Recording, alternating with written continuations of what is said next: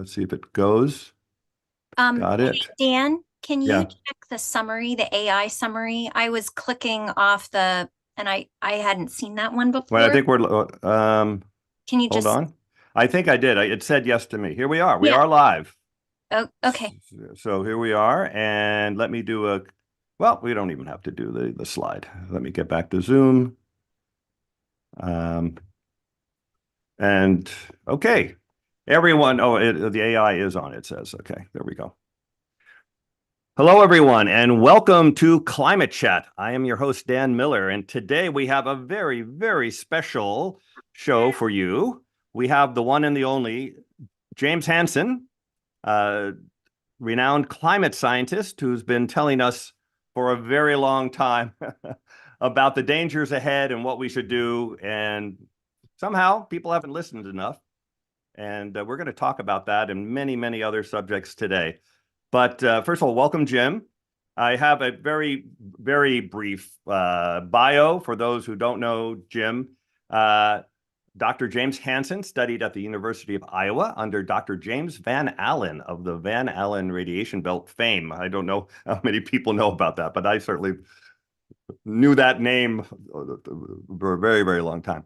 He started studying the atmosphere and climate of Venus, but then switched to studying the Earth because he realized that the climate of the Earth was changing before our eyes, and that would be something really interesting to do. And he then became the director of the NASA Goddard Institute of Space Science. He retired from that and is now an adjunct professor at the Columbia Earth Institute, where he directs the program on climate science, awareness, and solutions. Besides studying climate science, Dr. Hansen has been advocating and protesting for climate action, and as a result, has been arrested multiple times. You told me once how many. I was kind of amazed. Dr. Hansen has an amazing background that we're not going to have a chance to cover here. So if you are interested in that, I recommend that you read his book, Storms of My Grandchildren. And that has some great, incredible stories, actually, of his time at NASA advocating for climate change, resistance that you ran into and what you did about it. And maybe we'll cover a few of those tidbits today. But with that, first of all, welcome, Jim. It's great to have you here. And to start off, I have just a really basic question for you. What message would you like to send to young people about climate change? Oh, your audio. All of a sudden, Jim, wait. Check your audio. Not working? No, there you go. Okay. Oh, I see. I think I cut it off by putting my notepad on my computer. Does So it let me still ask work? you that. Let me ask you that again, Jim. What message would you like to send to young people about climate change? Yeah, thanks, Dan. So I requested that you let me start with the bottom line because you know what always happens. I give a talk, we get into all this stuff that's going on with climate, and it sounds not too good, and so people get depressed. But actually, I don't think that young people should feel depressed. I think they should recognize there's a challenge, and I think they should be invigorated to do something about it, and they can. And that's what I hope to get them to understand. Now, I recognize my audience is seldom young people. You know, even if I give a talk at a university, it is often, I look out at the audience and it's a lot of older people. Students come if they have to come for course credit. and I, you know, I understand. I was a student once too, and you're kind of overwhelmed just by doing a good job as a student. But let me give you the bad news first. The bad news is that our climate system is characterized by a delayed response and amplifying feedbacks, which makes it a very dangerous system. And this has been understood for a long time because in the paper, Pipeline, Global Warming in the Pipeline, I start out with describing this conference or symposium in 1982, where the president of Exxon Research and Engineering correctly described the situation. Because of the ocean's thermal inertia, you get a delayed response when you change the forcings, the composition of the atmosphere. And you get amplifying feedbacks. So his conclusion was that with such a system, you need anticipation. You have to take action before you get the full responses, or you're in trouble. And but this delayed response is good news and bad news, because the delay does give you an opportunity to make changes before you get the full response. And in particular, although Jules Charney estimated in his famous report in 1979, he said, well, the response may be delayed a few decades by the inertia of the upper layers of the ocean. Well, now we know the delay is longer than that. And furthermore, the delay depends upon climate sensitivity. If the sensitivity is higher, the delay is longer. And the reason is that the feedbacks don't come into play in response to the forcing. They come into play in response to the global temperature. And therefore, the response time actually showed this in a 1985 paper analytically, that if the mixing into the ocean is approximately diffusive, then the response time goes like the square of the sensitivity. Okay, that's we're trying to avoid the I want the geeky stuff today. I want to avoid, maybe just talk a little bit, but when you say delay and inertia, what does that mean? Like, just for the average person who doesn't know about climate science, in terms of like, I think you're saying when we put some CO2 emissions in the air, we don't actually see the impact of that for quite a while. So we have to really be careful, because the full impact comes decades later, and yet you're committed to it by that time. Is that what you're saying? Well, if you leave the forcing there, if you leave the change in the atmosphere's composition in place, then our estimates are that it takes 100 years just to get 60% of the response, and it takes 1,000 years to get 90%. So, and that's for what we call the fast feedbacks. Mm-hmm. And I kind of feel I may have introduced that terminology, but they're actually the slow feedbacks are things like the change of the ice sheet size. Well, some of that can actually occur faster than some of the fast feedback response. So it's a little confusing. Yeah. Okay. But the point is that we have only experienced a fraction of the warming due to the gases that are already in the atmosphere. Okay. And some of that response is coming pretty soon. So therefore, when the Secretary General of the United Nations tells us that we can still keep global warming below 1.5 degrees or below 2 degrees, that's not correct. So I said they're lying. Well, maybe they're not lying. Maybe they're just ignorant. They haven't been informed. But they've got this huge scientific organization, Intergovernmental Panel on Climate Change. Somebody should be telling these policymakers the truth. And the truth is, we can no longer avoid 1.5 degrees. In fact, we're going to experience 1.5 degrees within a year or so. It's the average temperature over the last 12 months is 1.39, 1.4 degrees. And it's going to go up above 1.5 degrees over the next several months, because we're still in this El Nino. And furthermore, it's going to go to 2 degrees Celsius. That's going to happen unless we take purposeful action to affect the planet's energy balance. We cannot do it by reducing emissions fast enough. We cannot reduce emissions fast enough. If we reduced emissions to zero today, then okay, we wouldn't go to 2 degrees. But we're not going to do that. 80% of our energy is still coming from fossil fuels. You're not going to instantly reduce that to zero. So that's a problem. So this is the bad news. Well, let's keep going on the bad news for just a moment, because as you just said, we're going to, unless we change plans, and we're going to talk about like what things we can do. But for now, on the path we're on, we're going to go over 2 degrees. And you mentioned in your most recent letter that that could happen in the 2030s, which is much sooner than most people are saying.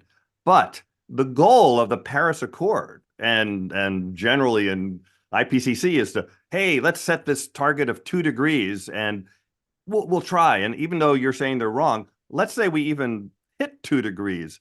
Tell us a little bit about 2 degrees, because they make it sound like it's a holy land. It's like a good thing to be able to stay at 2 degrees, but isn't 2 degrees pretty bad? Yeah, well, we published a paper in 2016, which was titled Ice Melt, Sea Level Rise, and Superstorms. Mm-hmm.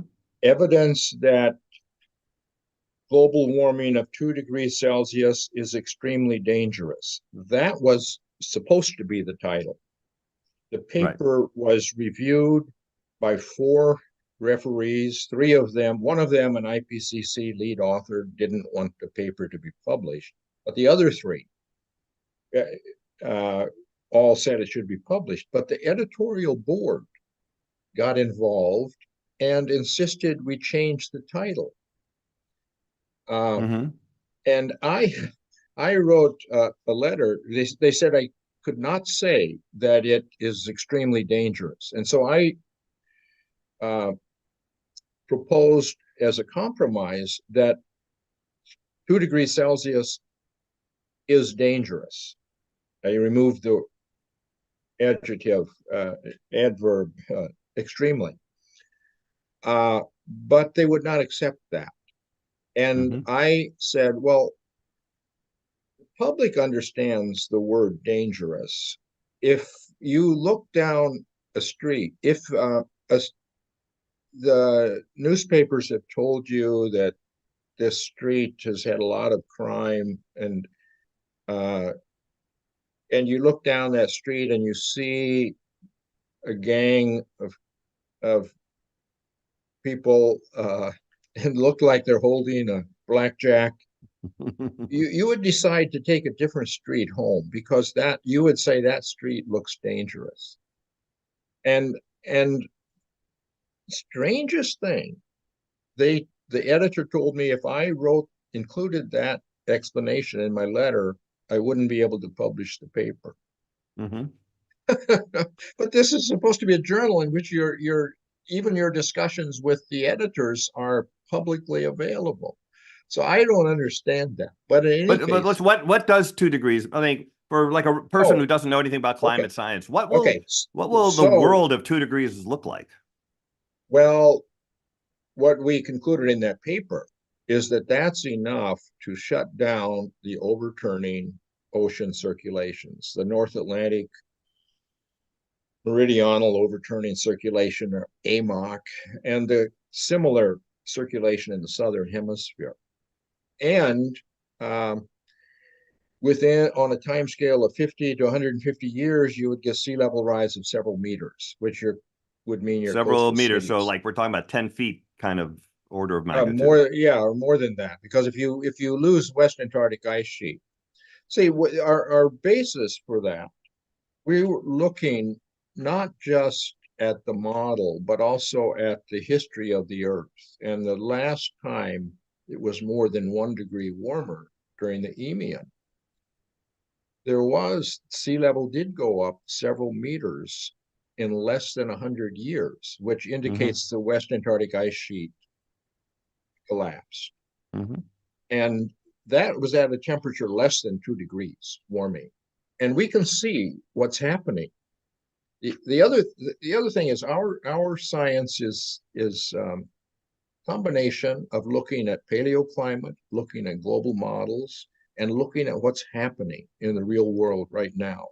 And what's happening in West Antarctica is that the ice shelves are melting. The grounding lines are moving inland. And in particular, the Thwaites Glacier has been, the grounding line's been moving about 1 kilometer per year. And if it goes another 20 kilometers, it hits this canyon where you would suddenly get very rapid change. You would get collapse of that portion of the West Antarctic ice sheet, and the whole thing would go. You can't. So you're saying 10 feet plus several meters would happen this century, by the way. They say on the time scale, we looked at doubling times of 10 years, 20 years, 40 years. If it were 10 years, you'd be talking close to 50-year time scale. From now. Yeah, from now. Wow. So that'd be this century. If it's 20 years, it would be into the next century, but you would be locked in. Once we push this grounding line beyond the canyon, then it's kind of out of our control. So we don't want to do that. That's why it's really important to get these things understood and to get actions on the time scale of the next several years. Okay, but besides sea level rise, which is certainly a huge thing, what other kind? We've seen lots of floods and droughts and that kind of thing. Extreme weather. Is it linear? It's like we're at 1 degree of warm. Is 2 degrees twice as bad, or is it much worse than at 1 degree for 2 degrees of warming in terms of all those other impacts? All those other impacts, the increases in the extreme events, that was understood also decades ago, that as the planet gets warmer and the atmosphere holds more water vapor, you get more extreme events.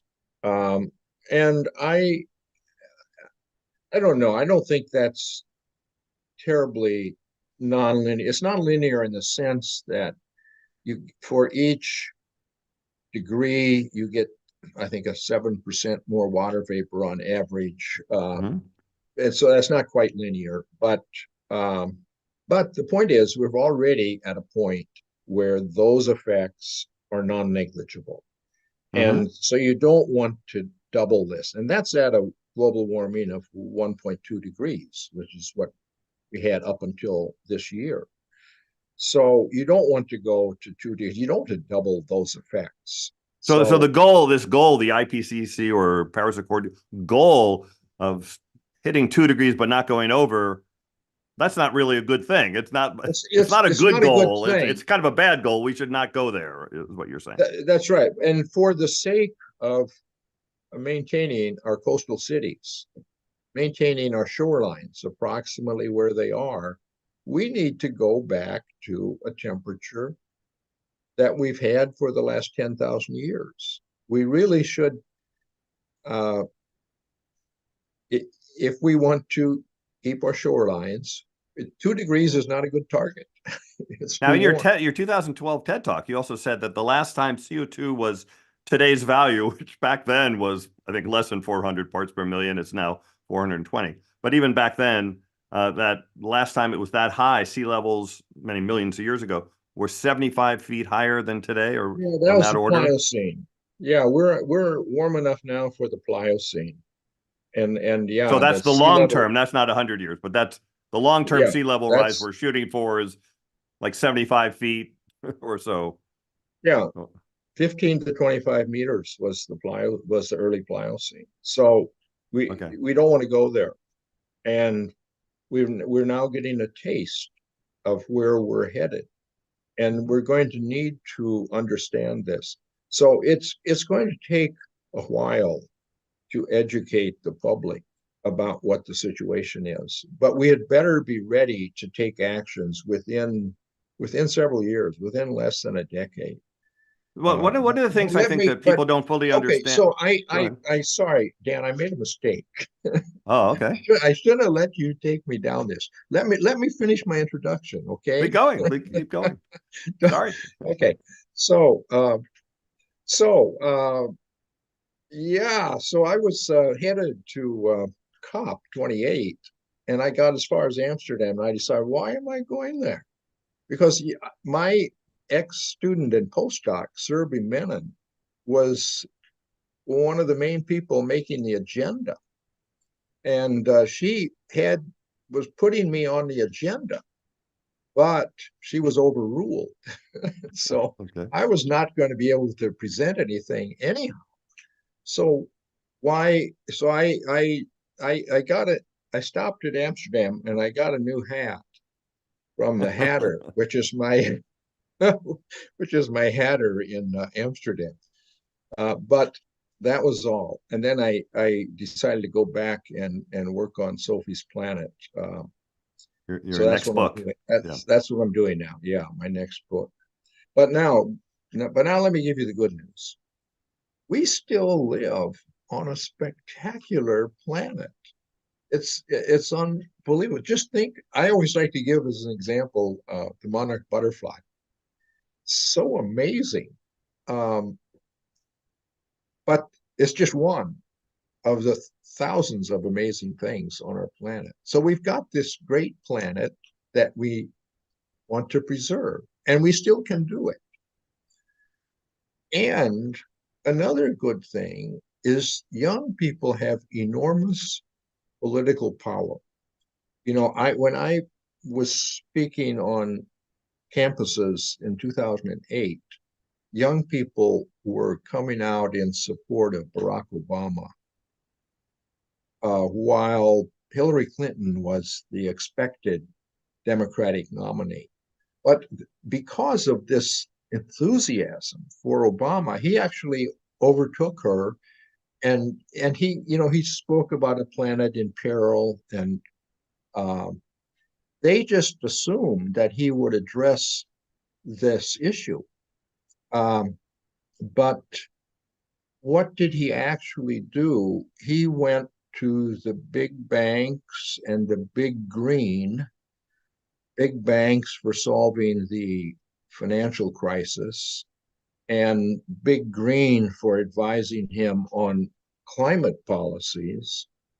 I tried to send him, I sent him a letter, well, after he was elected, before he took office, but he had selected a science advisor from Harvard who would not deliver my letter because he thought he knew everything that Obama would need to know. But he was basically following the big green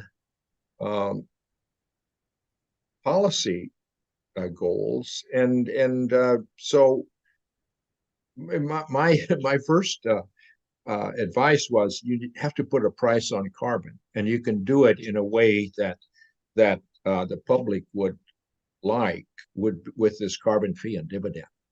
But anyway, that could have been part of this bill which Congress had to pass to avoid financial calamity. But anyway, that didn't happen. But so what is the fundamental problem?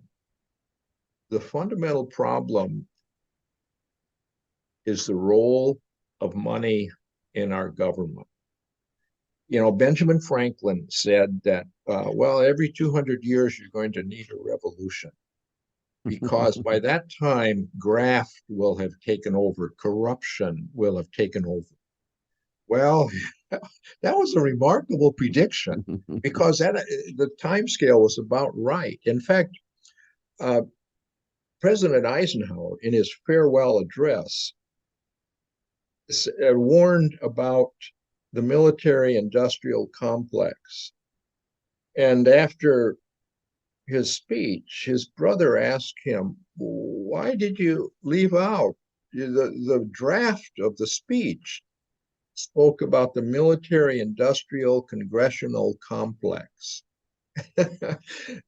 Eisenhower said, well, it was too much to take on all three of them. I couldn't take on Congress also. But that's the basic problem, that Congress is now takes money from special interests, and both parties do this. So if you think about it, first of all, there's the militarism where the defense industry advocates for a big military budget, and we have military people in something like 70 countries, and we periodically overthrow governments that we don't like. But that's one problem. Another, the pharmaceutical industry. They keep the price of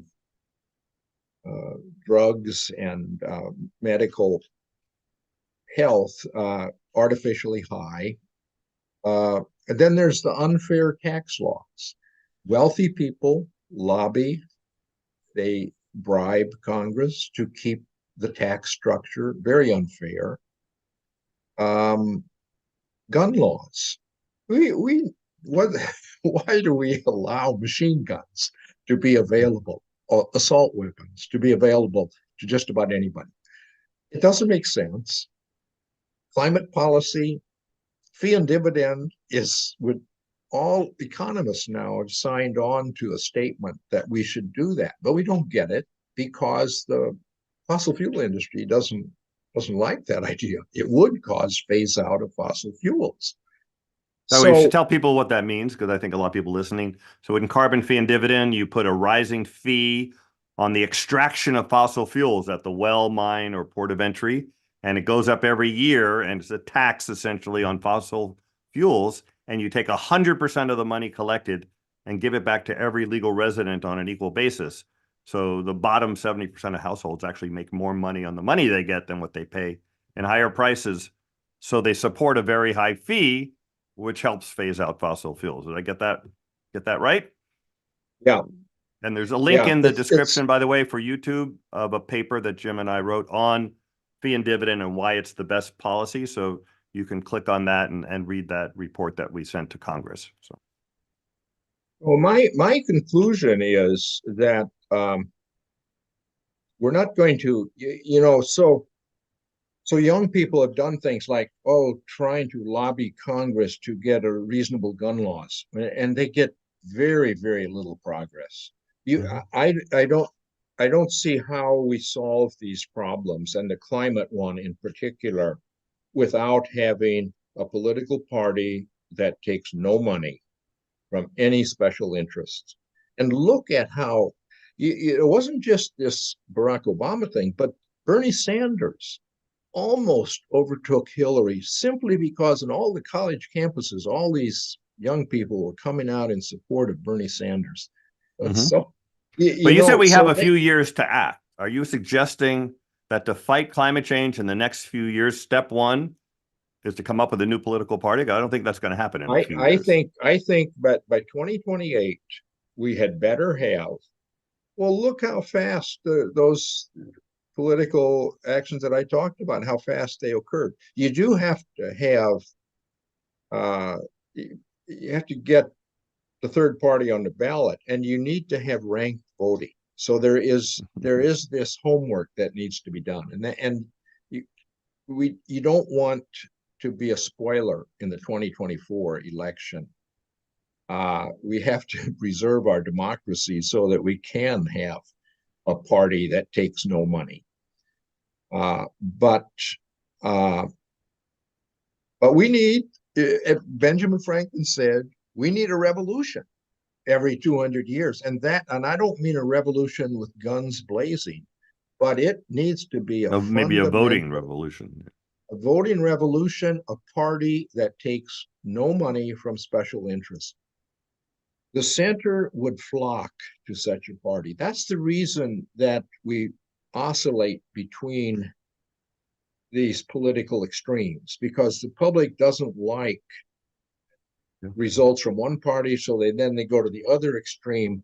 But a lot of people are in the center, and they would support a good third party. If you need to have a JFK type political candidate. Well, for the Jim, are you ready to presidency. run? Are you? I'm 82 years old. No, I'm not Well, running you're for it. close to Biden. Isn't Biden 82 or is 81? Anyway, Yeah, I'm older than Biden. let's get back. But We're going to keep talking about what to do, and this is a very big picture of what to do. We're going to get hopefully a little more specific on technically what we should just do. one more thing on that. Okay.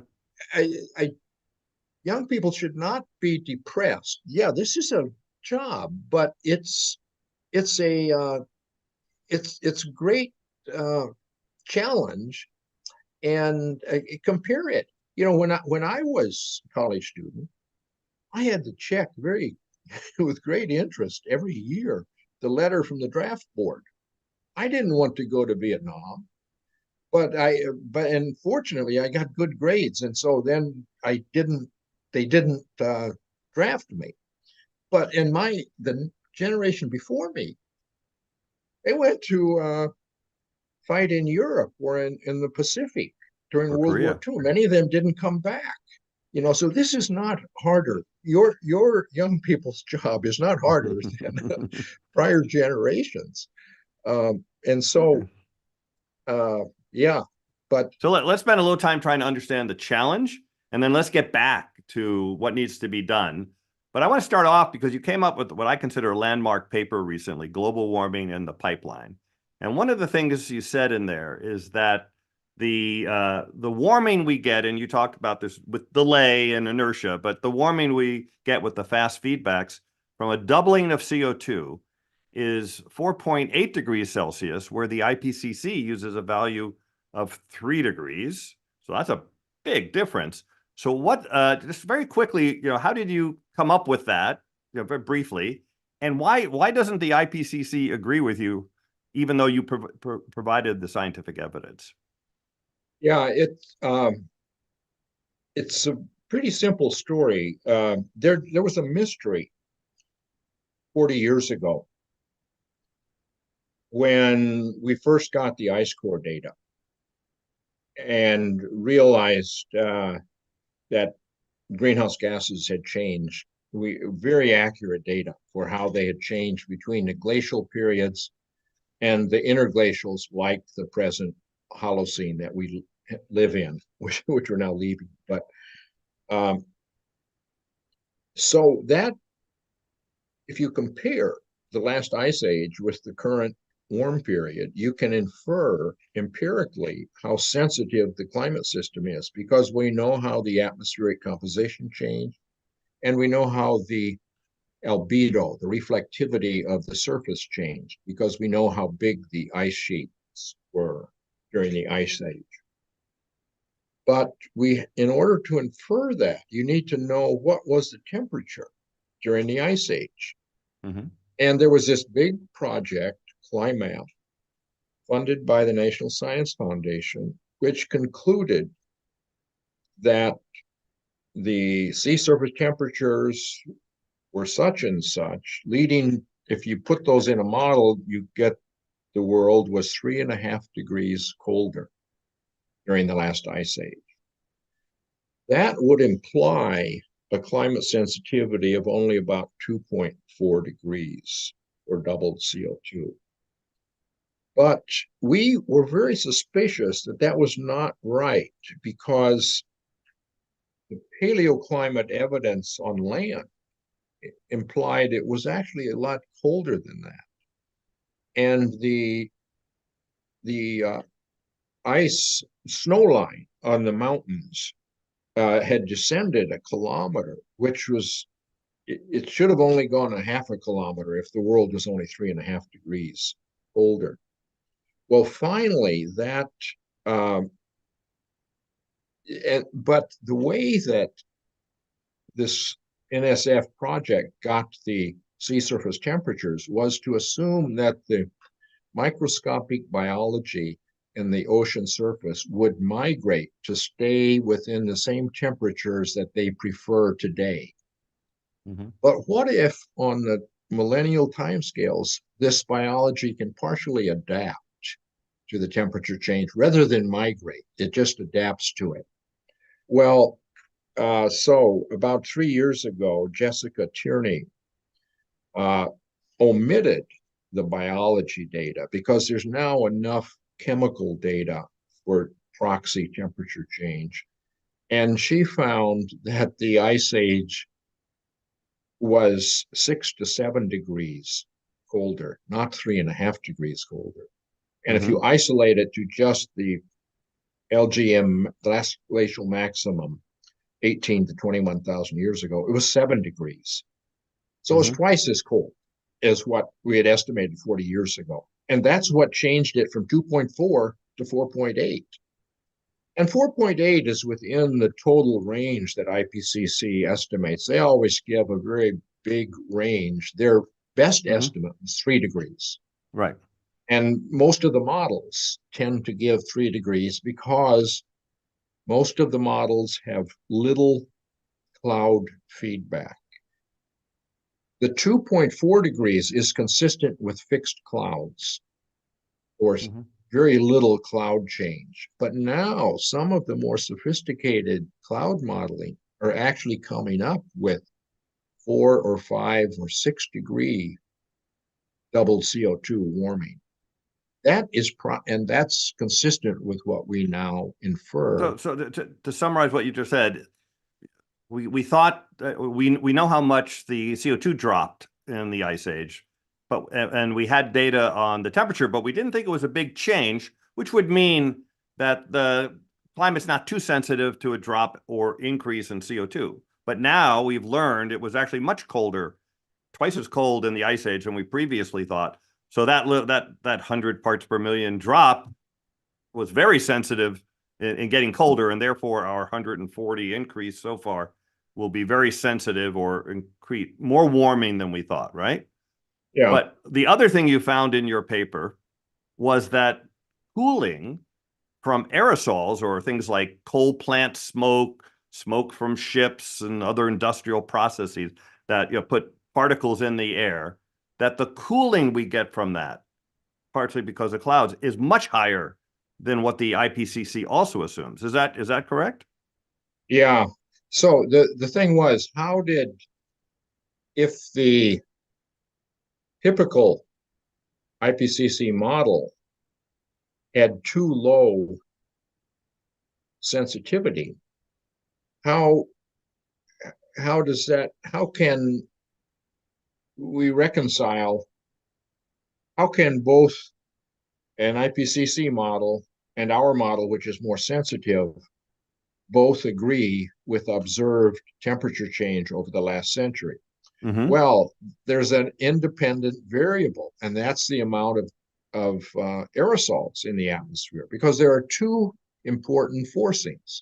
One of them is greenhouse gases, and the other is the small particles, which reflect sunlight, and they cause a cooling. And of course, the modelers tended to choose the amount of aerosol since it's unmeasured. That's a whole nother story. But it should be measured, but it's not. And they used a relatively small aerosol amount. But in fact, we present evidence in a number of ways. But for example, again, going back to the paleoclimate, we know that over the last 6,000 years, the greenhouse gases increase,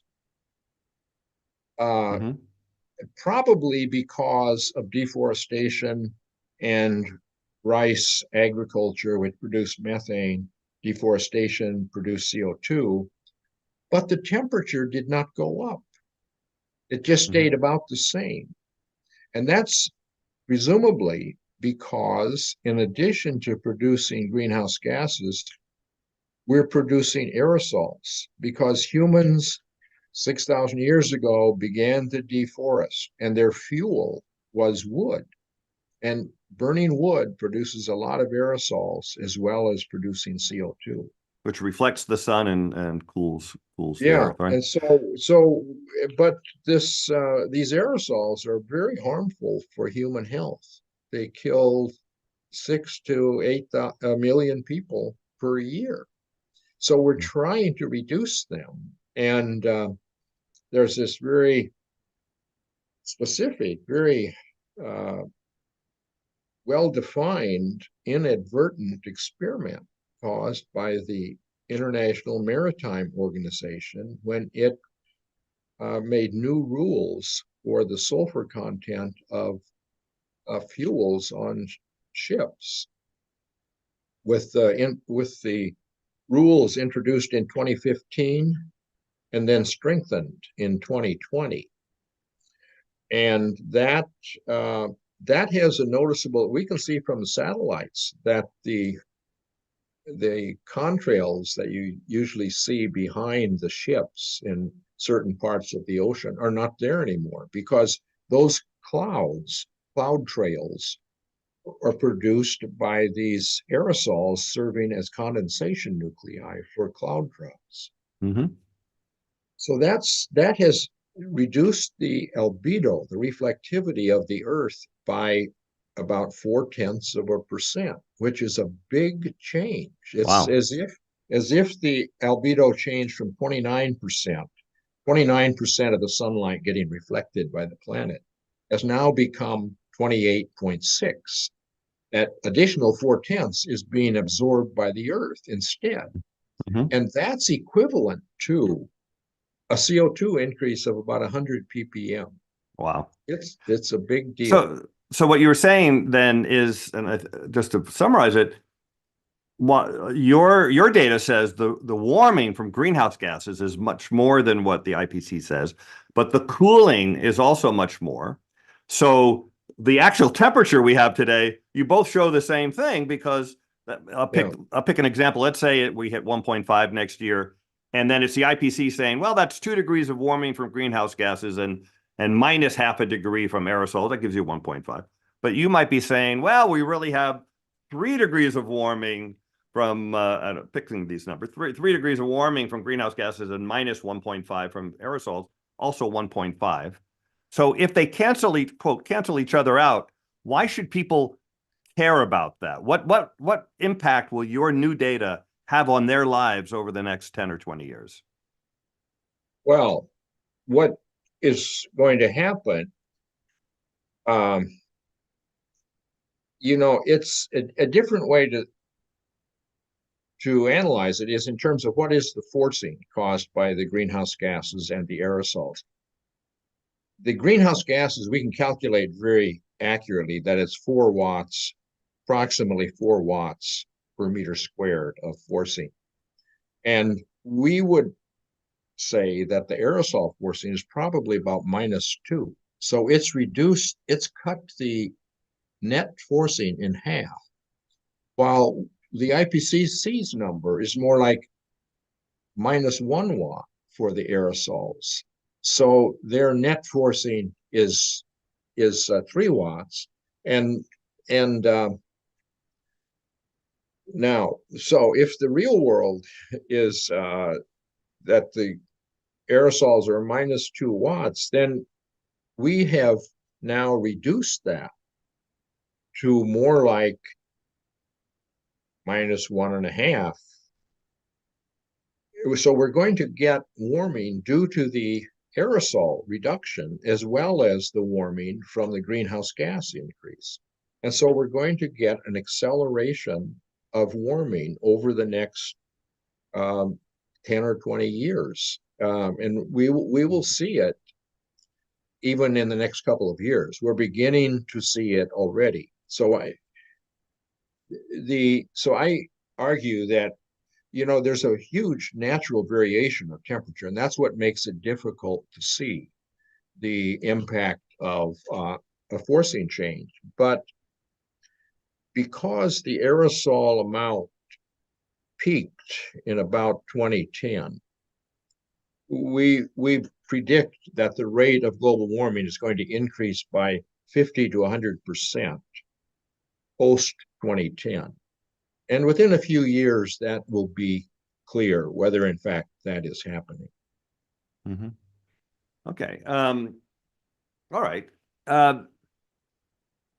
Well, I got so many questions to ask. So basically, by the way, you predicted in your recent paper that this acceleration is happening now, and that I forgot 2000, what was 2005 to 2015 number was 0.18 degrees per decade of warming, and now we're going up by 50 to 100% of that. Even I think you were kind of implying in your very last writing 0.49, half a degree per decade of warming almost, which would be a huge amount more, which means we would reach 2 degrees far, far sooner than what the IPCC is saying, which, and I assume they're continuing assuming 0.18 degrees per the number that you referred to is not a prediction. That's the reality. We just compared the temperature now to the temperature during the prior El Nino.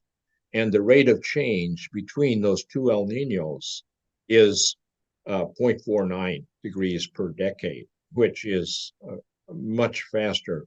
Crazy high warming rate. Yeah. Okay. So let's talk another thing you mentioned in your global pipeline paper, which worries a lot of people. So I want to get your clarification on it. You talked about the fast feedbacks, but then you also looked at the long-term feedbacks, as you said, the change in ice sheets over the Earth over long periods of time. And you said that based on the forcing today, if it stayed constant, that we would hit 8 to 10 degrees Celsius of warming, which I think it's safe to say would be utterly catastrophic in every way imaginable. So that got a lot of people worried. So is that something we're committed to, or is the future still in our hands? And what does that mean? How should people think about that number?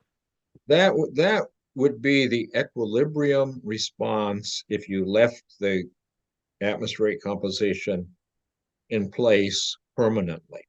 But you would end up without any ice sheet on Antarctica or Greenland. So obviously this is going to take time. So it's not something that you need to worry about happening this century or even next century. It takes longer than that because, as I said, just the thermal inertia of the ocean means that it takes 100 years just to get 60% of the fast feedbacks. It takes 1,000 years to get 90%. Okay. So the equilibrium warming is not something that you have to worry about happening in your lifetime or your grandchildren's lifetime. But that atmosphere is not going to stay constant, right? Either we're going to keep working to increase the composition of CO2, or we're going to decrease it over time, and hopefully we're going to decrease it, right? So that's more like a scenario that you were looking at, not, you weren't predicting the future in a sense, right? It's the classical problem to look at. That's what Charney looked at. What is the equilibrium response to a given forcing? And it was useful because it's the relevant response when you look at the entire Cenozoic era, the last 66 million years. And a reason that it's useful to do that is one thing that we show is that the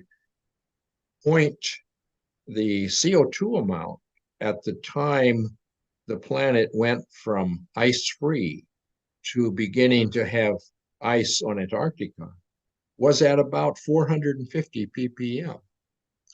So, which we're almost at.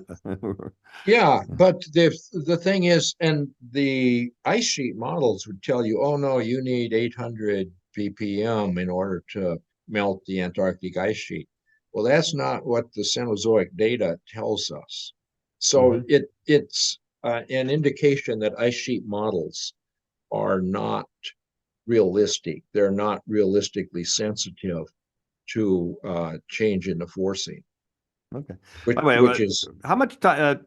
Can we go over an hour, by the way, because you don't have another interview coming up? Because that's fine. I want to get through a lot of things here, and I want to get back to the solutions and especially the technical. But I do have a couple more, climate sciencey questions for you. And you mentioned this earlier, so I want to get to it a little more detailed. In your previous papers and writings, and as well as the recent paper from Ditlevsen and Ditlevsen, if I'm saying that right. We're going to interview one of them in a few weeks on Climate Chat. You and they warn of a collapse around mid-century of the Atlantic Meridional Overturning Circulation, or the AMOC, or the ocean conveyor belt that takes heat from the tropics and brings it up to Northern Europe, keeps Northern Europe in a nice climate. And you're saying that you and they are saying this could shut down around mid-century, like around 2050 timeframe. So first of all, what does an AMOC shutdown mean to people? What are some of the things that will happen if that does shut down? And I understand it's irreversible if it does. And what should we do about that? What should we do to try to prevent an AMOC shutdown? Okay, so the reason, that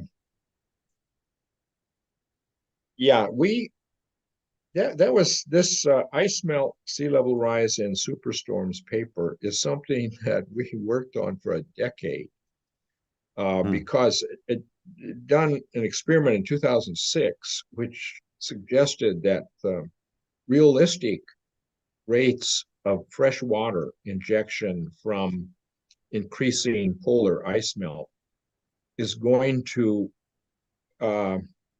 cause this shutdown of the deep water formation.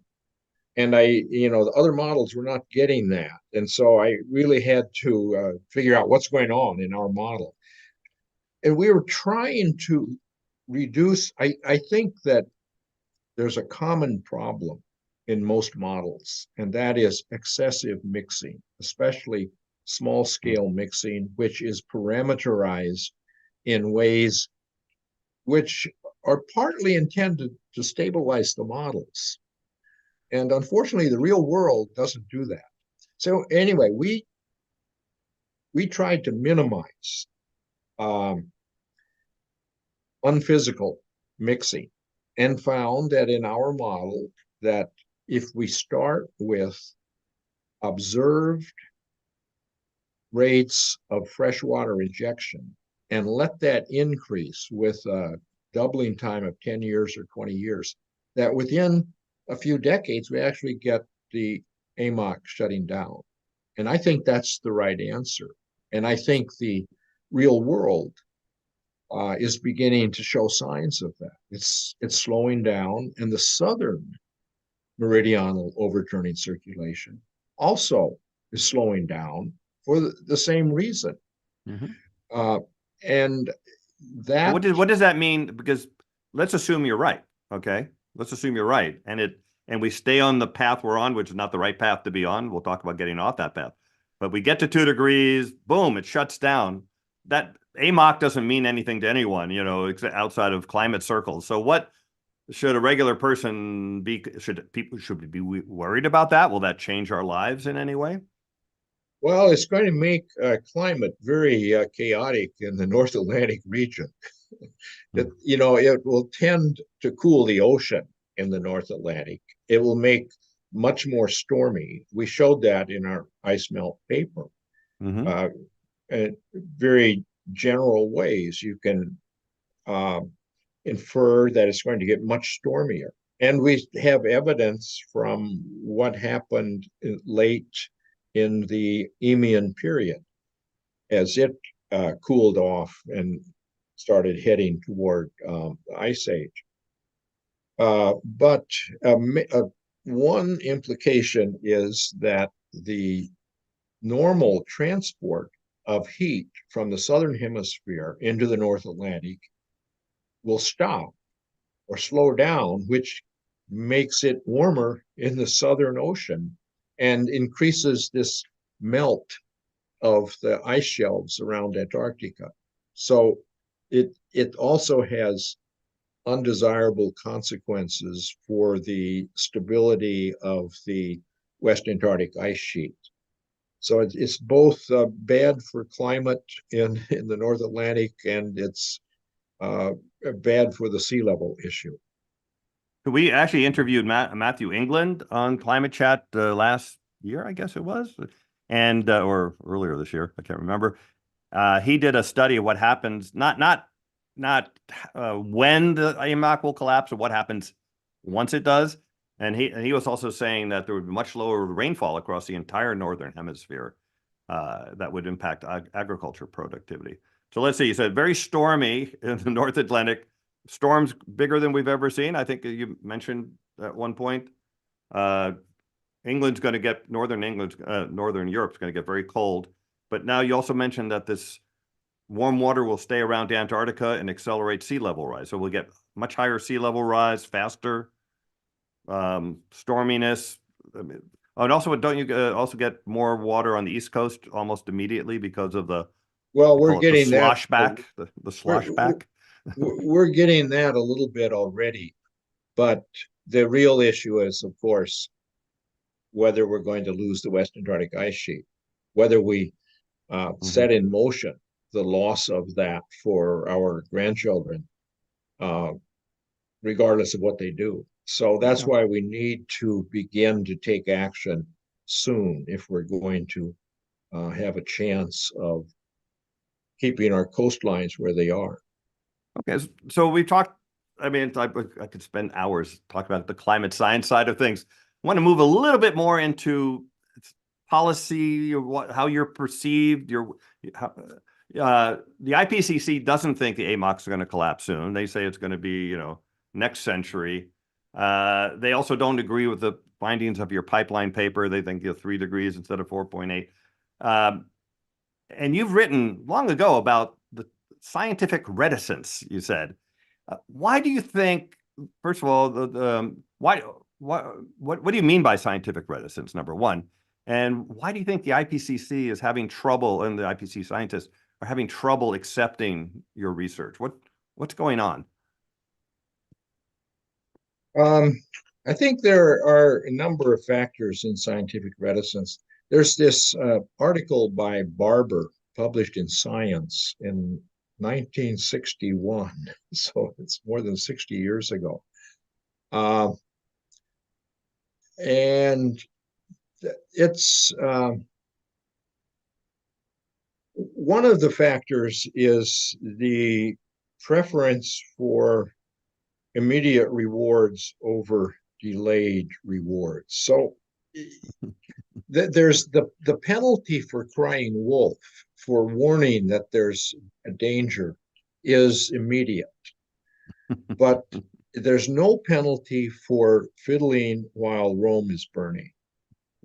So there's a reluctance to cry wolf. And you'll find it's hard to get funding if you do. Yeah, so I think the incentives do not line up for warning of a problem like this. But you provided the scientific base. You didn't just say, "Hey, I think it's 4.8 degrees climate sensitivity." You said, "Here's the data. Here's the ice age. Here's this. Here's that." You laid it all out in a well-researched paper. Yet many climate scientists are, I think, without even really reading the paper in detail, are kind of saying, "Nah, we like our other numbers." Does that? You're right. Normal? Does that make sense? They didn't have time to read the paper. It is a long paper. Their comments came out so quickly. Right, they couldn't possibly have read the paper. Yeah, but so, for example, when I testified in Congress in 1988, there was then an article written by Richard Kerr in Science magazine, which was called Hansen versus the World on Global Warming.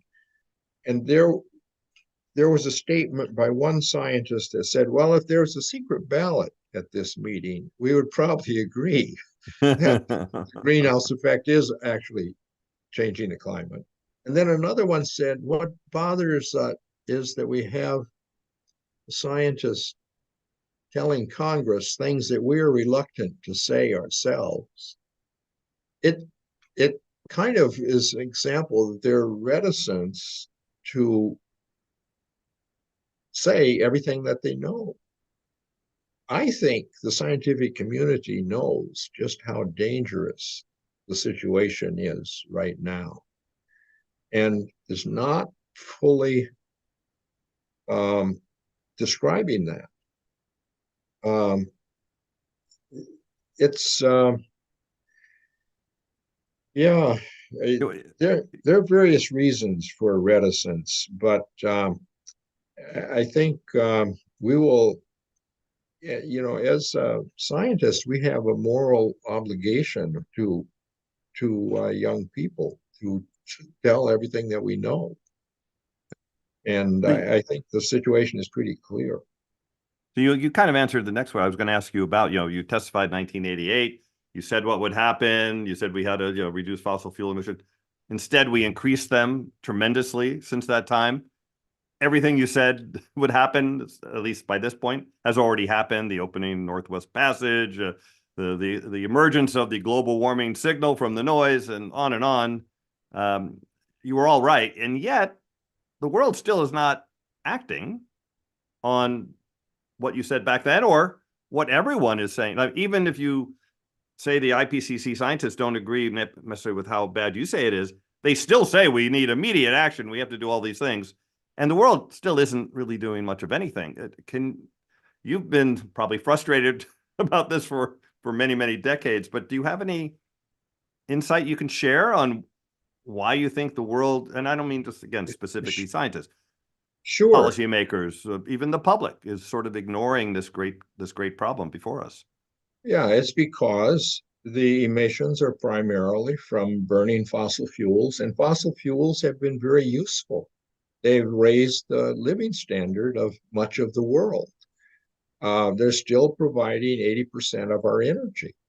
One gallon, 3.7 liters of gasoline or petrol has the equivalent of several hundred hours of work by a healthy adult.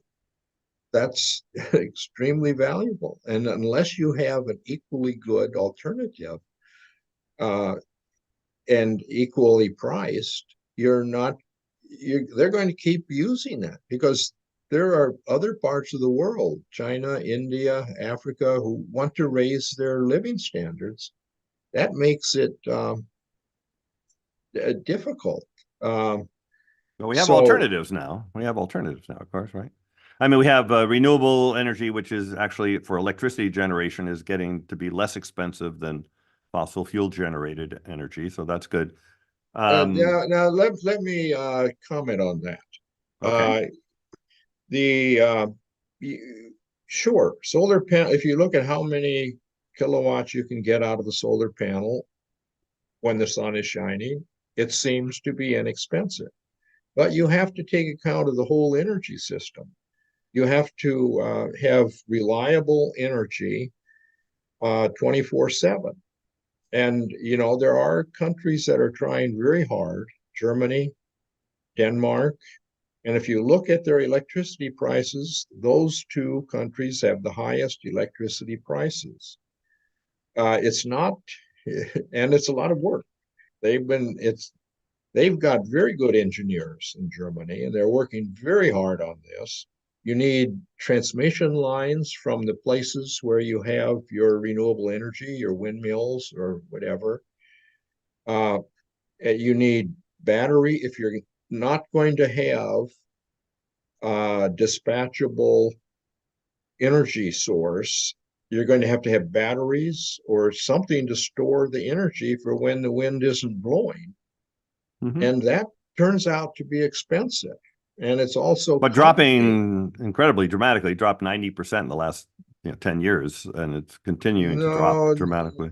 Well, the battery in my car was $1,000 a kilowatt hour when I bought my car in 2012, and now it's $88 or something like that. Yeah. So, we could spend a whole hour on that. Yeah. So I don't want to, but we're going to get to nuclear power actually in a moment. But before we do that, you said in your paper, and this is a pretty dramatic statement, I think, that you called for the need to purposely lower the Earth energy imbalance. That means that the difference between the energy coming in and the energy going out, we have a problem where there's more energy coming in than going out. Earth is warming, and you think that's very dangerous. And you say we have to purposely change that. Can you talk about, first of all, how can that be done? How can we purposely change the Earth energy imbalance? What kind of things are you suggesting there? Yeah. So, it's understood that we have to, if we want to avoid warming that exceeds limits that everyone agrees would be dangerous, 2 degrees, for example, we've got to do something. So IPCC concocted scenarios, and in particular, it made one that was intended to keep warming, have a 2/3 chance of the warming being less than 2 degrees. Mm-hmm. That's called RCP 2.6. But that scenario, you can make up any scenario, but they did it by means of burning biofuels in power plants, capturing the CO2 and storing it permanently. That is on a scale, on an enormous scale.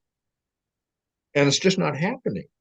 So what we see is that we're exceeding that scenario. And you'd say, okay, well, then we've got to get some of that CO2 out of the air. Well, we know how to do that. And it's at the moment, it's quite expensive. In fact, You're just to talking about things make like up, direct air capture, yeah, carbon dioxide removal, that kind of thing. right. So direct air capture of CO2 at the level that would be needed to keep on the scenario, the 2 degree scenario, is now $3.5 to $7 trillion a year at the current price of extraction. So that's simply not going to happen. But that's also at literally at kiloton scale, and we want to be at gigaton scale, a million times more than that. Price Yeah. would probably drop significantly if we scale from kiloton to gigaton, don't you think? Well, but we can't. I mean, we gotta go kickstart down. it. It's like solar panels were super Yeah. expensive So 30 years ago. So they're assuming. So if you want to stay under 2 degrees, you need a miracle. Okay. And we don't know that miracle. That may happen. So that's why it's going to take several years for the socialization, for the public to understand and accept the fact that if we want to keep a climate that is hospitable for young people, we're going to have to do something, because we know that we're not going to turn off fossil fuels instantly. Mm-hmm. So we're now at a point where we're going to have to do something in addition, unless a miracle occurs. So, but if that miracle had better appear within the next few years, or we get ready to do something to rebalance the planet's energy balance. And that right that is now, called what I like to call sunlight reflection methods, also called solar radiation management, or SRM. I assume that's what you're speaking of, that we have to reflect more sunlight away from the Earth, and there are multiple proposed ways to do that. I'm wondering if you have any favorites of those. well, we know. I don't have a favorite, but we do have the example that when Pinatubo volcano went off, Mm-hmm. it reduced the energy coming in by 3 watts per meter squared for a year. That is more than double. That's about double our current energy imbalance.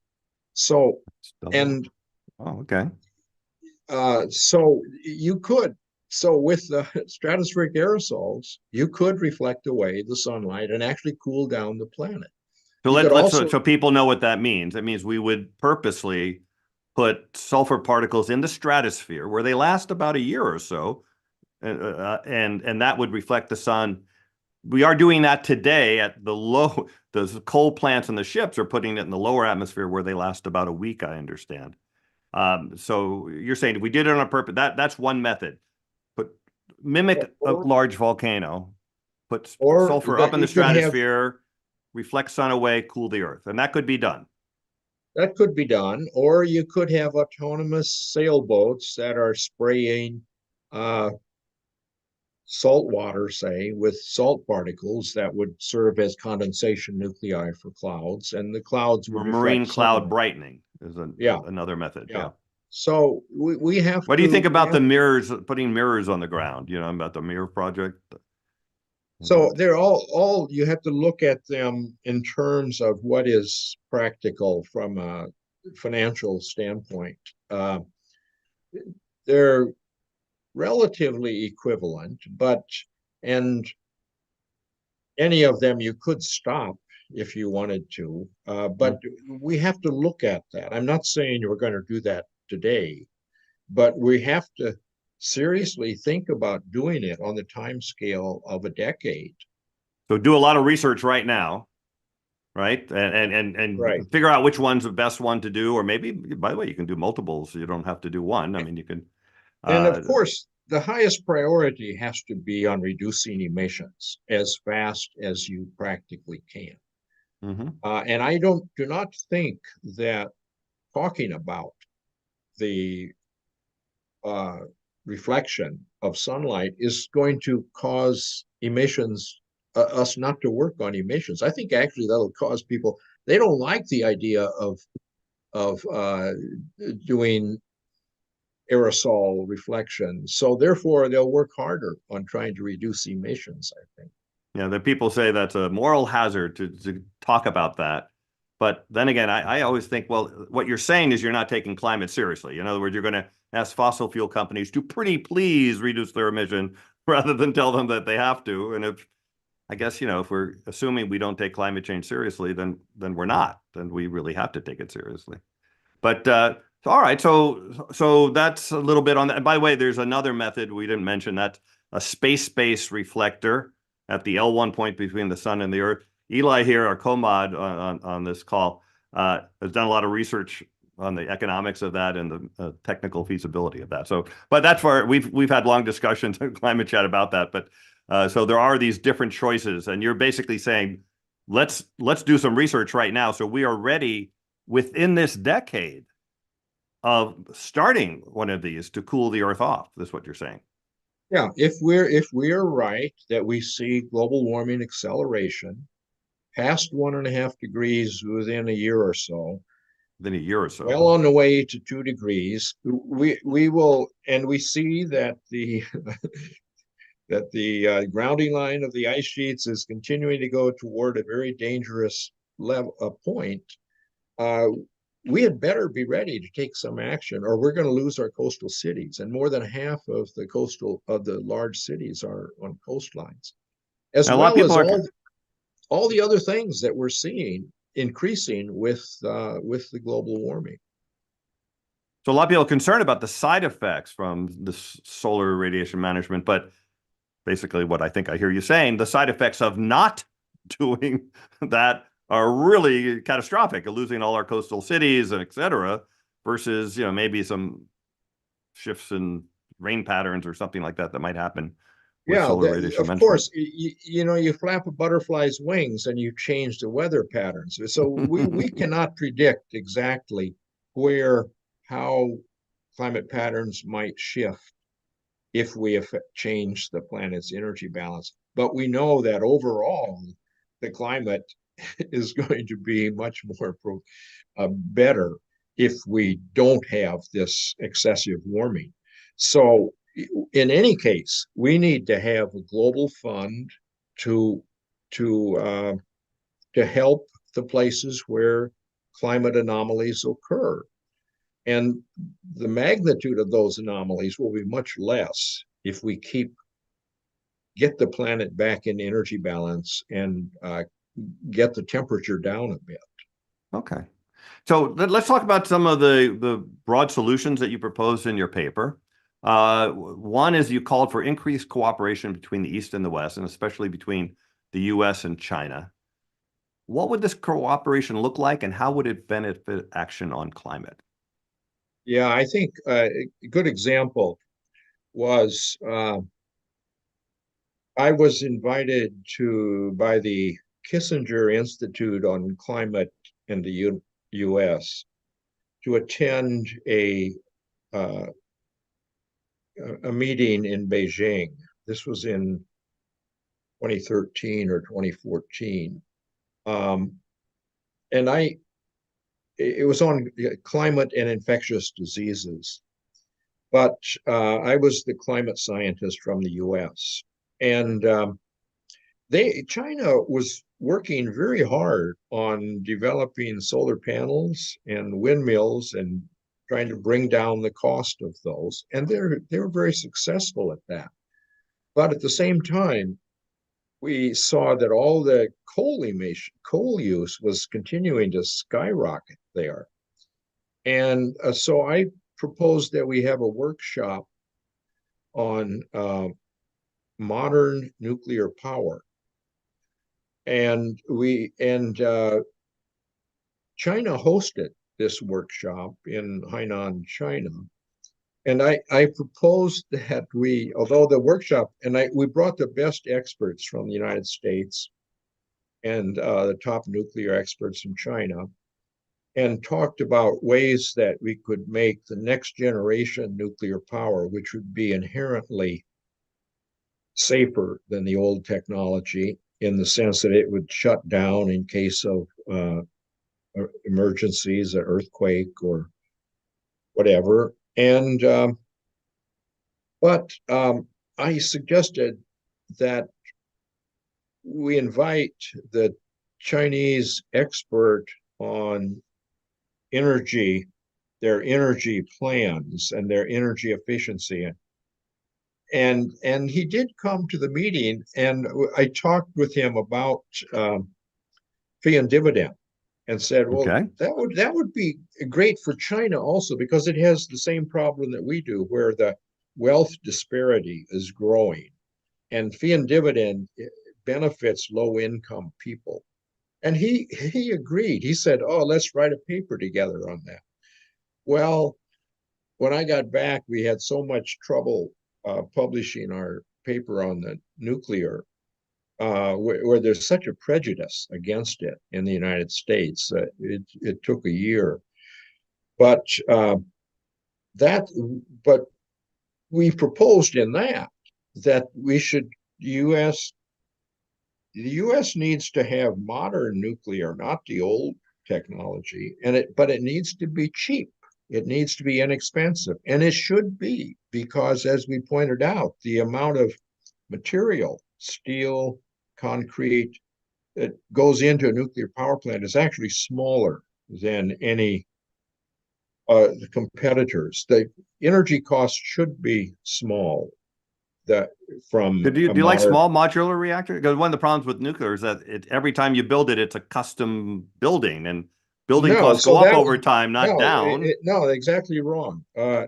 It should not be a custom building. So that's what we said. You should have a product type approval, and so you don't have to go back and spend 5 years asking the Nuclear Regulatory Commission for approval for a new one. It should be identical to the prior ones. You make them in a shipyard or in a factory. That's the reason to do it smaller and then put together several of them when you want a big plant. Right. So, but it should. But in order to have the market for driving down the cost, the same way we did with renewables, where you're making so many. It started out, renewables were more expensive, but with time, as you make more and more, they get cheaper and cheaper. And we don't have the market in the United States right now for nuclear power plants because of the resistance to them. It is very expensive. I mean, for all the reasons you mentioned, it's an expensive technology, especially. There's no reason that it should. There's no fundamental reason that it should be expensive. Are there any particular small modular reactor companies or technology that you've looked at that you think are exciting? There are several that are exciting, but they have to be tried. They have to be developed. And that's what we could have done in cooperation with China. And we're starting to. Bill Gates was building one type of modern nuclear power plant in China, but then Trump said no more technical cooperation, so they Hmm. had to close it down. Hmm. Um, Okay.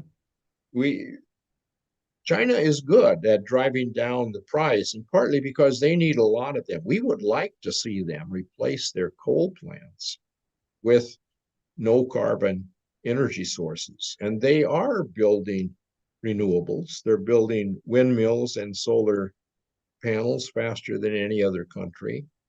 But they also need energy that's not intermittent. They need reliable 24/7 energy. So they would like to build nuclear, but they want to make sure it's good. And we could do better if we work together. I But should we're point not out, by doing the way, that. there are some academics like Mark Jacobson at Stanford that say we can actually do 100% 24/7, 365 power using renewables. And there are some places getting close to that, actually, in some places. No, that's wrong. That's wrong. The serious studies by MIT, even by Google, conclude that you need that 100% renewable is going to be very expensive. And it's proven by Denmark and Germany. Look at their electricity prices, and they're Oh, not getting there.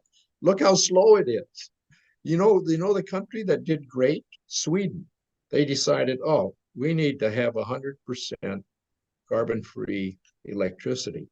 They decided on a design. They built 10 nuclear power plants, and they went in a decade to carbon-free energy. Well, okay. Germany's been working for decades, and they're not anywhere near. They're still And now they're burning. backing off on the nuclear they had because of Fukushima and things like that. So, yeah, there's a lot of, people have an irrational fear of nuclear. I think they should have that fear of coal. Yeah, That coal is really dangerous every possible way and will kill you that yeah, 100% more and we're not probability. helped. We're not helped by our media, which has a bias. And for example, nuclear waste. It's contained in these containers. Right. It doesn't harm anybody. And yet Mhm. it's got this terrible reputation. But the waste from the other energy sources is dispersed. And it's killing. Mercury in the ocean from the coal Yeah, waste and gets into rivers. It's really awful.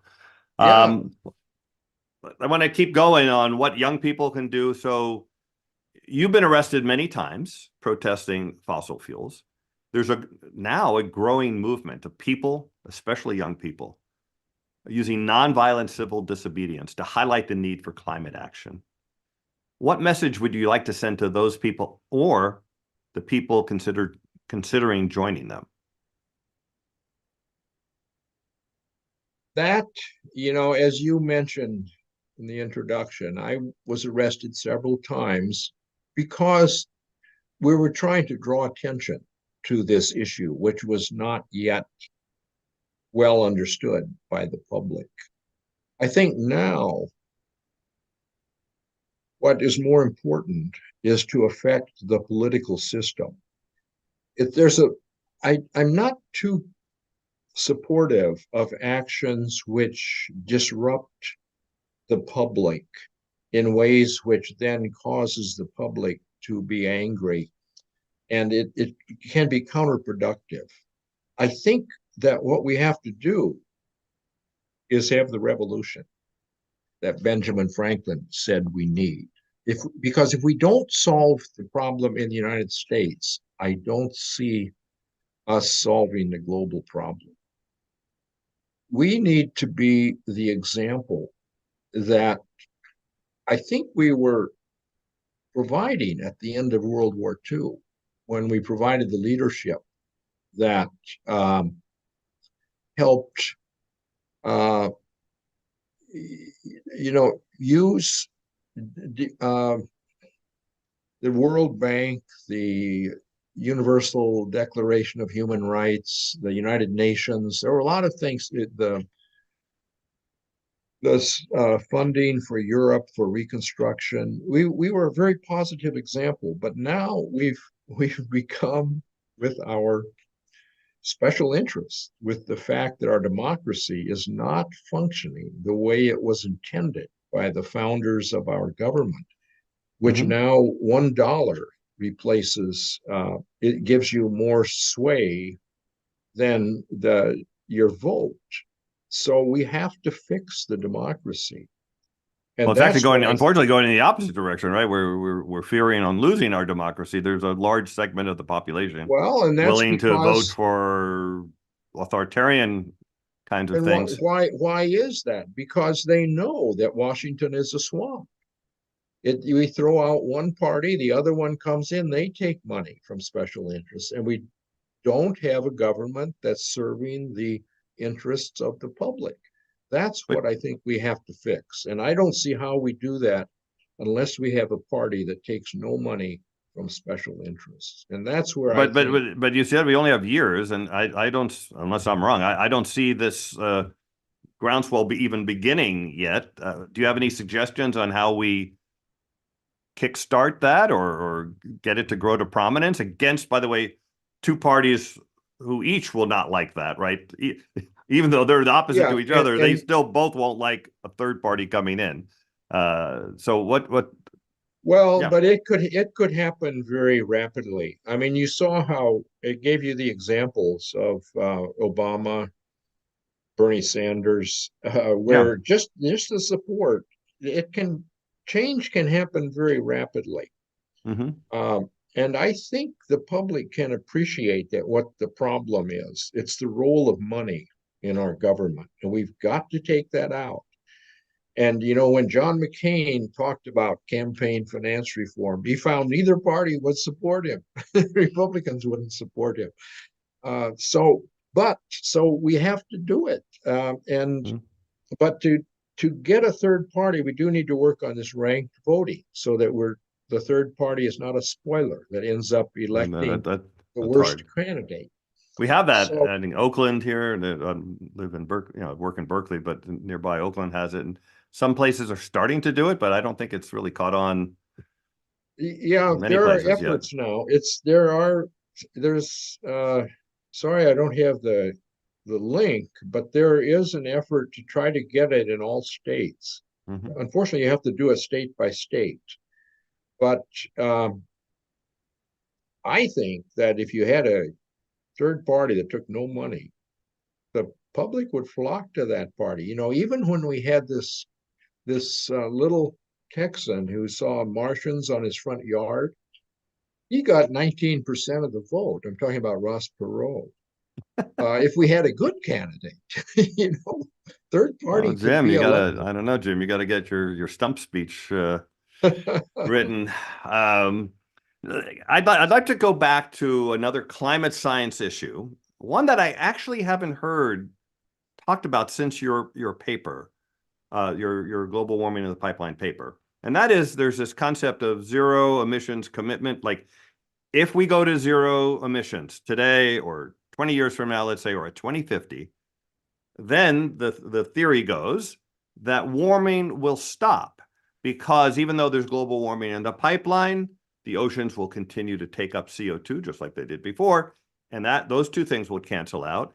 And while aerosols would also go away and cause warming, methane and other short-lived greenhouse gases would dissipate over 10, 20 years, and that would offset the aerosol warming. So so those two things cancel each other, and you end up with hopefully a temperature roughly stable after we get to zero emissions. But with your paper, you're kind of saying, well, wait a second, the warming's more than before, and the cooling's more than before. Would that screw up the zero emissions idea? Well, if we can go to zero emissions, we've solved the problem. Whether it's going to slightly warm for a few years and then go down, it's not the issue. The point is, zero emissions even in 2050, which is now 26 years from now, is not going to happen. The people who are talking about zero emissions, they're saying, oh, zero net emissions. Well, what does that mean? They're all saying, oh, they know that they're not going to zero. And so they're saying, oh, we'll do something else. We'll plant some trees. well, carbon capture, I think, is part of it. Yeah, or carbon capture, which is not shown to be economically feasible. But if you did carbon capture, okay, so then real carbon capture and storage with zero leakage, Mm-hmm. okay, but Well, do you think, by the way, you say it's very it's not expensive. happening. You say it's very expensive, and right now we talked about some of the costs. It's $500 a ton, but But we have I to believe worry it'll about get what. down to $50 to $100 a ton. But even so, Don't tell even me about what's going to happen at 2050. We got to no. worry My about point what's happening. is, We got to isn't it worry more about expensive what's. not to do it though? What is the cost of not of letting climate change continue? Is very expensive, isn't it? Yeah. So the point is, we have to do something now. Don't give me a promise for what you're Oh going to do yeah, in agree with that. You're 2050. talking about now do some kind of solar management Well, to no, I'm saying no. and get our emissions down to I'm zero. not talking about solar management. I'm talking about emissions. Okay. You don't say that. Oh, I'll promise you that in 2050 I'm going to have net emissions zero. That's hogwash. That's what they've been getting away with, and then we allow the stuff to continue. Mm-hmm. It's we're going to see effects way before 2050. So Sure. we've got to look at what's happening, um, and we've got to get emissions to go down. They're still going up. So You one of know, the ways you said we can get our emissions down quickly is the carbon fee and dividend. And again, remind people in the YouTube write-up, there's a link to a paper that Jim and I did on that. You can hear what it's all about and what that means. But I also think that the obvious answer is to phase out fossil fuels. And we're doing that with appears at least some places doing that with cars, right? California has a 2035, no more ICE cars. Europe, a bunch of places have that too. So on cars, it seems to be going well, but why don't we have it on no, it's not. electricity generation? Go down to It's not going well on vehicles okay. One comment on that. because fossil fuels are inexpensive. So it Mm-hmm. doesn't matter if you in California you say, okay, we're going to have all electric vehicles in California. It doesn't solve the problem because you haven't made the price of fossil fuels honest. And if all you've done by stopping your emissions in California is reducing the demand, global demand for the fuel, make it cheaper, and somebody else will burn it. Okay. So the only way you can do it is to have a price. That's why number one requirement, if you look at the three essential requirements at the end of our pipeline paper, the first one is you have to have a price on carbon. Okay. And if you have that, if the United States and China would have that and Mm-hmm. say we're going to have border duties on products from countries that do not have a carbon price, then that would encourage most countries to have their own carbon price so they can collect the money themselves rather than have us collect it at the borders. That's if you don't have that, you haven't solved the problem. So you're just kidding yourself by saying that I'm now clean. I'm now driving an electric car. That's not Mm-hmm. solving the problem if we don't have a price on carbon. The global emissions are not really going to go down significantly if we don't have a price on carbon. So this is the paper, the white paper that you and I did. I'm sharing that right now, so people can see that. The link is in the description. So that's great. What other ways to reduce? I mean, I thought that essentially banning over at a certain time frame, like electricity, all has to be non-fossil fuel in 2035 is what I would say. There are But 200 countries, Dan. Yeah. How are you going to ban it in Iran? How are you going to Oh, well, ban that's a it good in question India? because I'll go to COP and get it done. So with that, you'll set yourself No, up. COP. I want to get your take on COP 28. You didn't go. You heard what's going on there. It was led by a fossil fuel executive, is the head of the COP.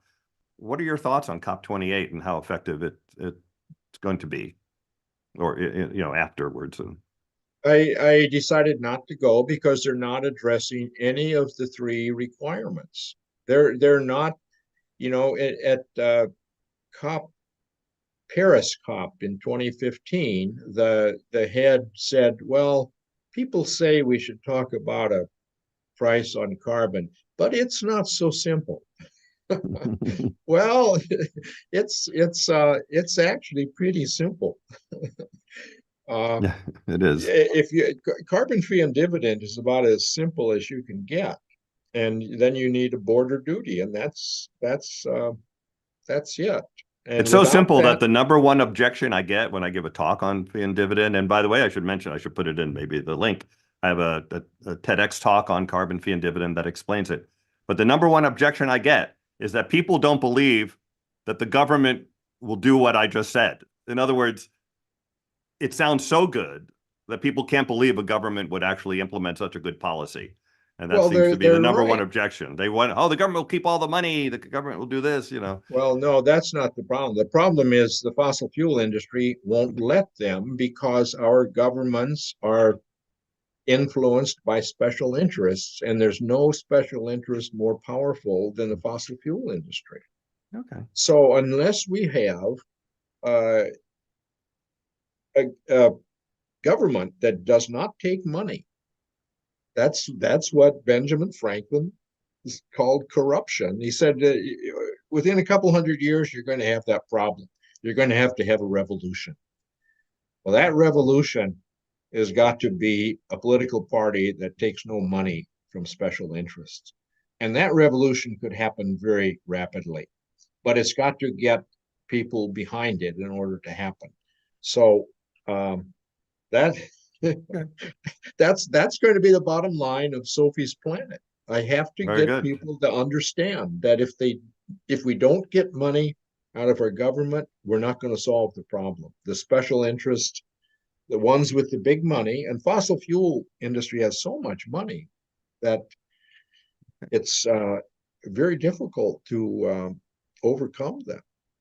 So normally on Climate Chat, we have a whole bunch of audience questions, but we've been getting those sent to us and everything, and we have our two co-mods here. So I'd like to bring them in for a question that they'll ask you.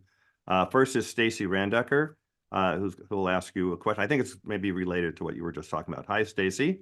Welcome. Hey, thanks. Dr. Hansen, very, very nice to be in your presence. So the US, I keep saying we're the problem. When you testified to Congress in 1988, the US was responsible for nearly 1/3 of all historic CO2 emitted to date. Now we're down to about 1/5 of all CO2. People on the other side will point to China and other nations as their emissions will exceed ours today. But on a per capita basis, ours is nearly double that of China. And on a historic basis, no nation can even touch that combination of historic emissions and on a per capita basis. In the Paris Accord, we said we need to reduce emissions of the world by 43% of 2010 levels. The US has reduced about 12%, it looks like.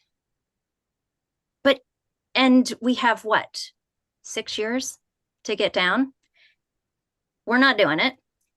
And even if we did reduce ours to the full 43%, how can we turn to other countries who have been traditionally conservative, have not blown it all, and the ones at the bottom of the pile that are trying to get a better way of life? How can we ask them to cut when they're already pretty much at the bone? And here we are with our, 18 tons per person? How do we address this? How do we address, one, we're not doing anything, and two, even if we did our share, it's not our share. What do you think? Yeah, well, that's exactly right. And we are more responsible than anybody. So we have to have an approach which will work for the rest of the world as well as for us. And again, going back to carbon fee and dividend is, when I met with the Chinese energy expert, he agreed. See, their emissions are now like 2.5 times ours. They're by far the biggest source, and they're still increasing their coal use. Also, So China is mainly making stuff for us to buy. yeah, I yeah, mean, so it's not like, oh, yeah, my equivalent in China yeah. is just like jet setting and doing all this crazy stuff. It's the factories making stuff for the So world, but largely us. yeah. So you see what happened then. President Biden was elected. What did he do? As almost the first thing was to call Taiwan. The worst thing he could do in terms of if he wanted to cooperate with China. But why did he do it? Because he wanted to appear strong compared to the other political party. And, in a sense, China has become almost an adversary, certainly a competitor. And that,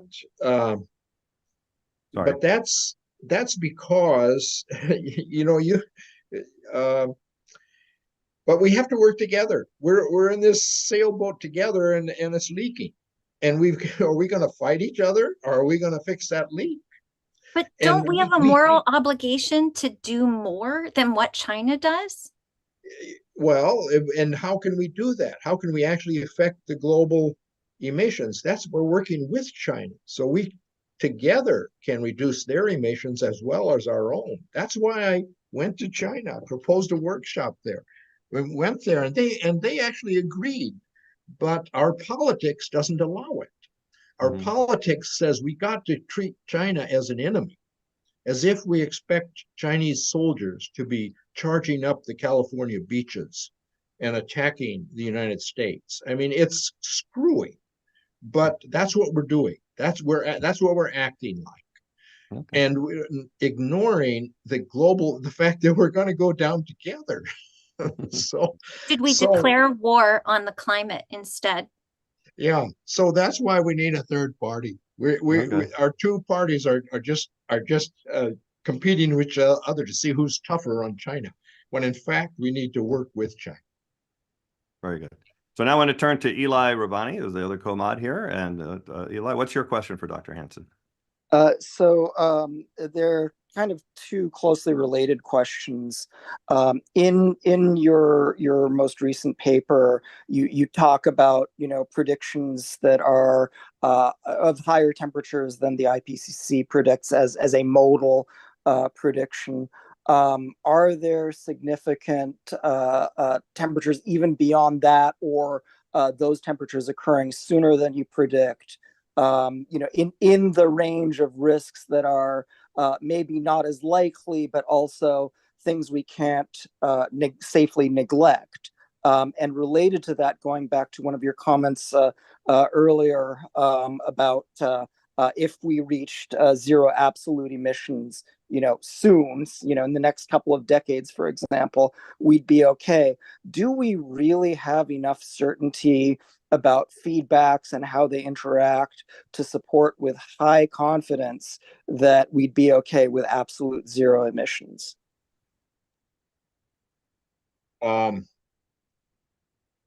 Well, I would be very happy if we went to zero emissions, and I would take my chances. But we're not doing that. We're not going to zero emissions.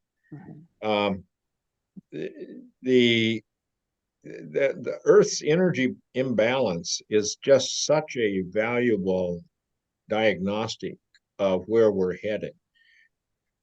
We're already as warm as we should be, so we've got to actually reduce that imbalance to zero. And instead of reducing it, it's going up. It's doubled in the last decade. So we've really got our work cut out for us. But that requires the combination of all the above. It requires reducing emissions as rapidly as practical. And it probably is going to require purposeful actions to affect the planet's energy balance.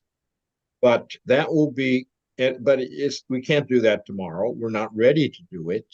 We've got to conduct this socialization. We've got to get people to see, they're going to see what's happening. They're going to see the climate is getting worse. They're going to see these extreme events being more extreme. So they will, but they, so we need to be ready to take additional actions. But in the meantime, we've got to reduce emissions as rapidly as possible. And the only way that is going to happen is if we put a price on carbon. And frankly, a corollary to that is we need complement to intermittent renewable energies. And I think that we should be putting a high priority on developing a next generation nuclear power. But it's going to be a tough job, and as long as the special interests are controlling our government, we're not going to solve it. Do you think that the impacts from climate change are going to, as you were predicting, going to get much worse quite soon? Do you think that will help? I mean, as you said, next year we'll know whether your numbers are right in your pipeline paper around May of next year, and then it's going to be a very warm year. It's going to be a lot of destruction. Then we need to see how far the temperature falls with the La Nina that follows. But I expect it's not going to fall as much as you would otherwise have expected because of the large planetary energy imbalance. There's more energy coming in than going out, so it's hard for the La Nina to cool it off as much as it used to. So given all of this, and thank you so much for your time. By the way, one of the quote questions I got in asking for questions from the public was to say, thank him from all of us. So let me thank you, not just for being on this interview, but for all of the work you've been doing since the 1980s on this and trying your best to alert us all about what's happening. And even though we weren't listening enough, I think it was still yours was a very powerful voice in helping us understand the dangers. Well, thanks for arranging this, man. And actually, I have to apologize. I'm not a good communicator, but I think that I'm going to make the story clearer in this book that I'm writing, which I'm finally Sophie's Planet.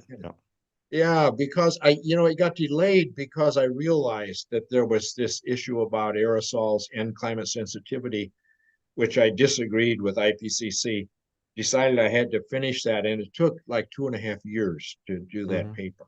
Now I can finish the book, and I'll try to make it clearer. That's great. And I want to give you this last moment here you started off with a message to young people. You said, hey, here's the bad news, here's the good news. Maybe you could just reiterate some of the good news about what you think can be done, maybe even in addition to the political side, that the technical solutions, the fact of making their voices heard. And what do you want to say to young people? Young people should not underestimate their political power. And they will not only have their own voice, but so many of us older people who are concerned about their future. So don't be discouraged or depressed by the fact that we're in a situation where the climate is getting worse and worse and people are making bad predictions for the future. We can still deal with that if we get control of the political system. But right now, we don't have control. The people with money who are bribing our Congress people, and it's both political parties, We have to solve that problem. And I think that young people are the ones who can push the system to have the revolution that Benjamin Franklin says we need. So I will try to make that story clearer in my book, but I don't underestimate your power to change the political system. It has to be fixed. And I think that young people can provide the spark that makes it happen. Okay. Well, with that, I want to thank you so much for your time and going over time, actually, to continue this conversation longer than we originally planned. And thank you so much for your help. You are obviously welcome back anytime. And maybe next time we'll really do some geeky deep dive into climate science that I'm trying to hold off a little bit today. And thank you again for all the work you've done. Yeah. And Well, thank you, Dan. And thanks to everyone here. This is the Climate Chat. I'm your host, Dan Miller. We were speaking with Dr. James Hansen about a wide range of topics, and this will be available. We're doing this live right here, but it will be available later. Thanks everyone for coming, and we'll see you.